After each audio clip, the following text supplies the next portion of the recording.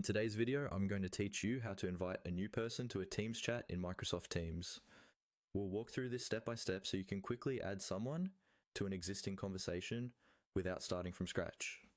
This is really useful when a chat needs input from a new colleague, a manager, or someone from another department. First, open Microsoft Teams and make sure you're on the main screen where you can see the navigation bar on the left. Look for the chat option. It usually has an icon that looks like a speech bubble. Go ahead and click on chat. This is where all your one-on-one and group conversations are stored. Once you're in the chat area, you'll see a list of your recent conversations on the left-hand side. From this list, select the chat where you want to add a new person. This can be a one-on-one chat or an existing group chat. Just click on that conversation so it opens in the main window and you can see the messages. Now, look towards the top right corner of the chat window.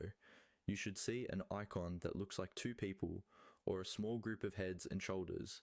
This is the people or participants icon. Click on that. It opens a panel or menu that shows everyone who is currently part of this chat. In that panel, look for the option that says Add People. This is the control you'll use to bring someone new into the conversation.